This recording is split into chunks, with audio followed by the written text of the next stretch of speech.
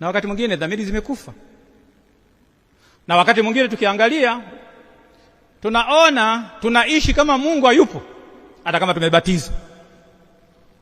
Sasa Yesu alituambia katika Injili ya Mathayo sura 28 kwenye ile aya ya 18 19 hivi 20 pale, enendeni ulimwenguni kote mkawafanya mataifa yote kuwa wanafunzi wangu, mkiwabatiza kwa jina la Baba na la Mwana na Roho Mtakatifu. Kila mmoja na wajibu,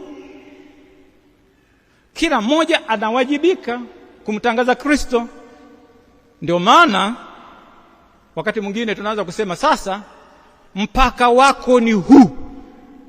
Kuna msemo unaoongelewa hata katika jamii yetu viongozi wa dini wanachanganya dini na siasa. Sasa mimi Mkristo wangu ni yupi na ni wakati gani anakuwa Mkristo wangu? Kwa hiyo nimwache Mkristo wangu huyu anachungulia jehanamu kwa vitendo vyake viovu,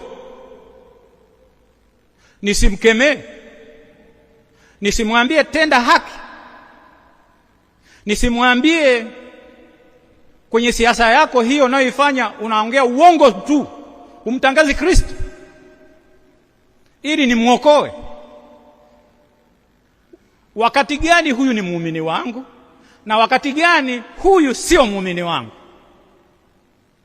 Wakati tunaweza kusema huku kwenye serikali msisogee ninyi na waumini wenu. Sasa waumini hawa wako wapi hewani? Mimi namuona muumini wangu anafanya vibaya, muumini wangu anasaliti imani yake, niseme uko kwenye siasa, sasa hizi uko kwenye siasa na kusubiria utakapokuja kanisani na kusaidia au na kuharibu? Napofika mbinguni ulikabidhiwa kundi hili wewe, cheko alivyokuwa anafanya, cheko alivyokuwa ananyanyasa. Ukienda labda hospitali, cheko alivyokuwa ananyanyasa. Ukienda kule serikalini, angalia walivyokuwa machawa. Nisikemee hilo. Sasa wewe Mkristo wangu, wewe acha uchawa, ishi katika ukweli, mtangaze Kristo. Kristo anataka haki, Kristo anataka amani, sio ushabiki. Kristo anataka tuendelee mwili na roho, sio kujinufaisha. Lakini tunajitoa ufahamu, na katika kujitoa ufahamu huku tunaona kwamba mwanadamu huyu akienda kanisani amevaa shati la kanisani, akienda kwenye siasa amevaa shati la siasa. Lakini huyu ambaye ni sura na mfano wa Mungu ni mzima huyu. Na ndio maana tukiangalia kwenye kitu kinaitwa social justice, lazima kuhakikisha kwamba kuna usawa. Binadamu wote ni sawa, na sisi ni wazazi, tuna watoto wetu. Tusijiangalie sisi wenyewe tukawa wabinafsi, na katika ubinafsi huu tukajinufaisha sisi. Vizazi vijao wanasema hao jamaa vipi, walikuwa vipi, walikuwa mamonster, mbona walitesa sana watu hao, mbona walijibigizia mali, mbona walikuwa na vikundi vya kujadili watu, mbona kila mara walikuwa wanapiga makofi. Na leo hii mtu akisema tu, mtu akafanya leo, sasa namwangalia anasema huyu jamaa samesoma huyu. Sasa elimu imemsaidia wapi? Tunategemea kwamba huyu msomi ambaye ametumia hela za Tanzania hizo katika kusoma kwake huko aikwamue Tanzania. Kama ni mwanasiasa afanye vizuri siasa, kama ni mwanasayansi afanye vizuri utafiti, tuende mbele. Tutaenda mara ngapi India kwa ajili ya moyo?